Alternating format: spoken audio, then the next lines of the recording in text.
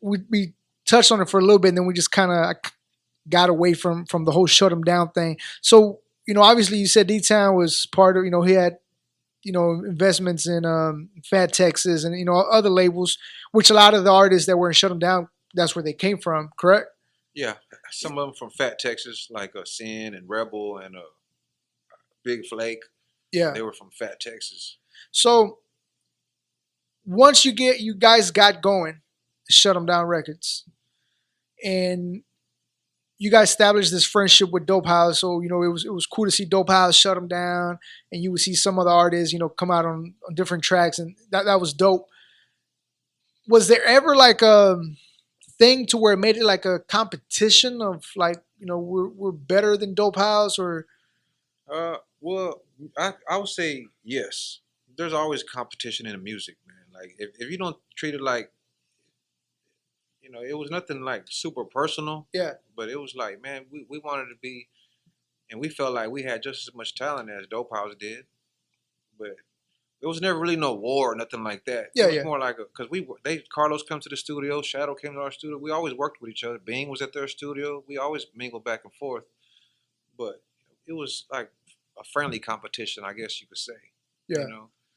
But there was really no wars or no we hate y'all and fuck y'all, fuck. Yeah. It wasn't really on that level. See, one of the albums that I felt that you guys were able to express the talent that was what shut them down. It was Bring Them to the Table 2. I think that was the second one. When Screwston, you mean? No, we only did one Bring It to the Table album. I thought it was two. The one with the brown cover, you're on it, and then everybody else is around it. And that's like From the Ghetto album. From the Ghetto, my bad. More compilations From the Ghetto 1, and I think he got like 3 or 4 of them out now. Yeah. And on that one, it was a jamming ass album. Like every track on there was just dope. Appreciate it. And every verse, every artist, you got to see more of the Shut 'Em Down artists. I feel like, hear more of the Shut 'Em Down artists. In your personal opinion, which project or just which song was one of your favorites that you were like this is probably the one we did with Fat Joe. Cause I always wanted to work with Fat Joe, and we happened to get him in the studio. I wasn't there when he dropped the verse, though. D-Town broke him off some bread, and me and Rebel produced a lot of the Shut 'Em Down. Most of the Shut 'Em Down songs was by me and Rebel, and that song "Shut 'Em Down," where it's at, is that song. That's probably one of my most memorable ones. And then we did another one called "Birdies" with Juan Gotti and SPM. I like that song. I liked that all the songs we did. Bing had a song, "Pound for Pound," the freestyle. Yeah, that was an interesting song too, because Bing was always talking about murder and gangster shit on a lot of his records. But I like, look, bro, we're gonna make this radio shit. We gotta switch up the words. So we gave him a list of words like Beyonce, Jay-Z, Playboy magazine. We gave him all these key words to go freestyle off of. And he took all them words and went to the booth and just killed it. You know what I'm saying? So if you hear that song, go back and you'll hear all these words, man, that we just gave him. And it just came out to be fire, And it wasn't really too much killing on that song. Yeah. That song is more like hit a lot of popular titles and subjects that people can relate to. I asked this question to Shadow, and I'm gonna ask it to you because obviously you being more involved with Shut 'Em Down. Being going to prison, how bad did that kill the momentum at Shut 'Em Down? That killed it all the way killed it, because we had a couple of songs that were getting on the radio play, like the video for that song. Man, I gotta know the name of that song, but it's got like millions of views on it. The House Party. That was House Party, yeah. House Party. That was playing on the radio, and he was set up to take off. Man, he was getting really hot at the time. We even had that little radio song coming out, but when he caught that case, man, that straight killed the momentum of everything. That really just killed it. Period. Yeah. You know what I'm saying? So even though there was a lot of talent in Shut 'Em Down, he was basically the face of Shut 'Em Down, or he was going towards that direction? Well, he was going to be the one that was going to be the hottest at the time. So we were going to really produce the Bing album. but it never came out. That's why a lot of these compilations were a lot of Bing songs.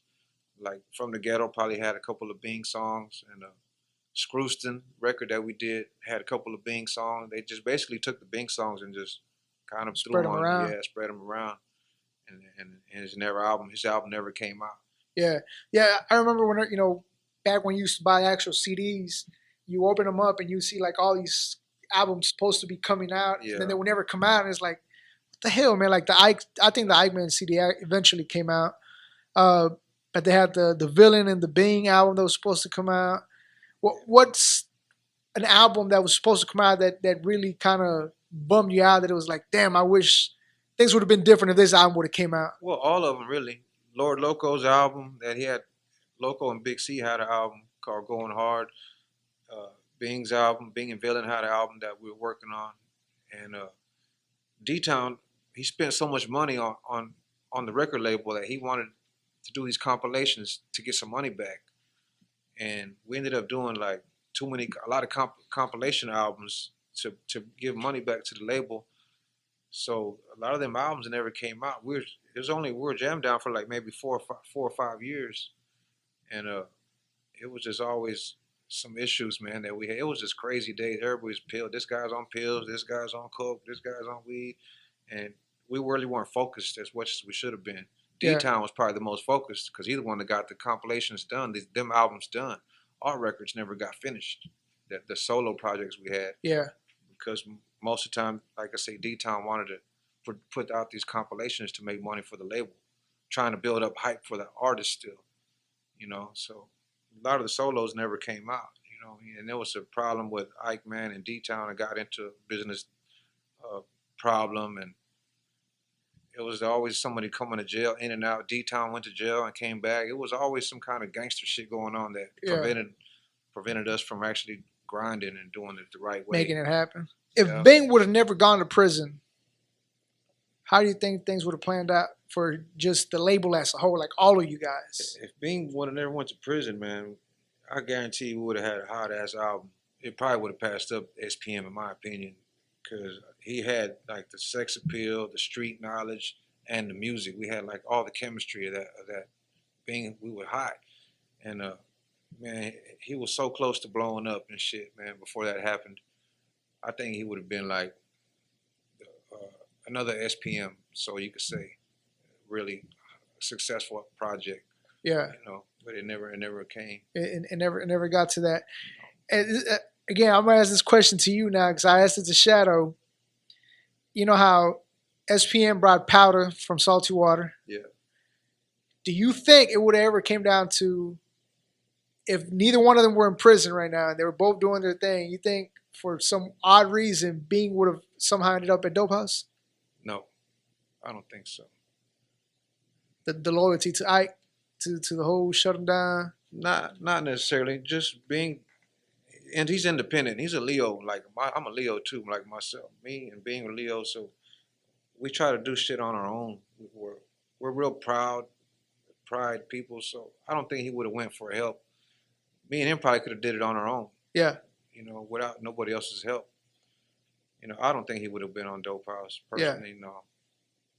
What's your current relationship with everybody from Shut 'Em Down? That was at Shut 'Em Down. We're still cool. Me and Rebel got a little things we're working on with Graham and Flake. I don't know if Big Flake is even. I haven't seen Flake in a long time. But as far as Shut 'Em Down members, we're mostly aggravated members like me, Loco, and I see Ike. Well, me and Ike had a falling out for a while, but we got back cool again. We squashed our differences. And I seen Villain the other day, so I'm still cool with the members who are aggravated and most hated. Yeah. And Shut 'Em Down guys, the other guys, I really don't. I wasn't as close to them guys as it was with my own group. Yeah. So they're still doing their own thing, but I don't Because have I've been digging, man. I can't find nobody. I was like, where's Flake? Where's Lil Fat? Where's, you know what I mean? Like, I was able to, get in contact with some of you guys, Sin, Villain, but some of them is like, I can't Well, Villain's find. still recording. I seen him at the studio with Manic Beats, and he's working on some projects with I think second Screwed Up Click, Second Generation. Yeah. But I'm not really working with none of that. I got so much on my plate with my album, with the movie, and with the Screwed Up Coalition we're doing. Yeah. I'm kind of tied up right now. So You're doing some work with Manic. yeah, Manic's always been one of my good friends, good Yeah, producer, and Lil Young. That's him and Manic have their studio they own together. So it's close to my house. So I'm always going to their studio and doing helping whatever yeah, making music, fucking around. yeah. Speaking of production, working with Manic, if there's is there any producer out there that from past or present that you would like to work with, or probably didn't get, or maybe didn't get a chance to work with, that on top of your head that you would be like, this is one producer that I wish I would have, or I want to work with. Shit, I mean, there's a few, but I guess back in them days, not really. But my influences like Manny Fresh. I love to work with Manny Fresh.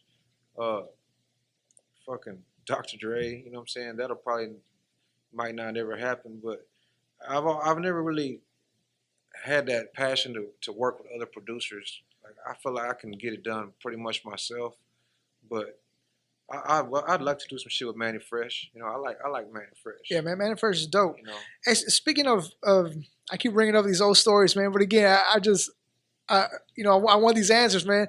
I remember you had a video years ago. I'm talking about years yeah, ago. You had John Cena in the studio. What happened with that track?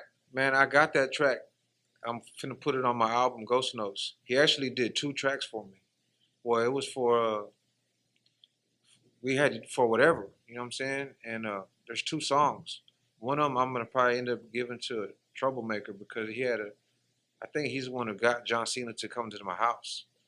And matter of fact, I was at the strip club, man, that night. Baby Bash had ended up taking us to the wrestling event that day in Houston. Yeah, And after the wrestling event, we went to the strip club Treasures on Westheimer with Eddie Guerrero and a couple of other the wrestlers. The guy from San Diego, 619. Rey Mysterio. Yeah, Rey Mysterio, and a couple of the and while but John Cena didn't go with us to the strip club. I got a phone call. John Cena's at your house. I'm like, what the fuck? John Cena's at my crib. So I haul ass to the apartment and shit, and he dropped 2 verses. And so one of those songs is gonna come out of my album. And he actually killed the verse. I'm like, damn, this motherfucker can rap. I was Yeah, surprised. I didn't think we were gonna use it or none of that shit, but man, this shit's dope. And we're gonna use it, man. But Eddie Guerrero, I met Eddie Guerrero, and they wouldn't let me in Treasures that night because I had on a fucking Earl Campbell jersey, and they were like, no jerseys in the club. Eddie Guerrero was like, fuck that, Holmes. Let's go somewhere else. Fuck these motherfuckers. And I was like, nah, it's cool. I had a shirt in the car. I went and got another shirt on. We went in the club, and that's when I got the call. John Cena's at your crib. But I got to meet Eddie Guerrero that day, and that was it's really dope. cool for him to stick up for me like that. He didn't know me for shit, Yeah, but he was cool, cool motherfucker, man. it's dope, man. See Yeah. stories like this because how are we supposed to know these kind of stories? I ended But up it's smoking some. I ended up blowing some killer, man, in the parking lot with a couple of other wrestlers, man. That the dude that just beat the Undertaker that night. You know what I mean? I'm over smoking with him in the parking lot, like, man, that's pretty cool shit, man. yeah, Dope. that's dope, man.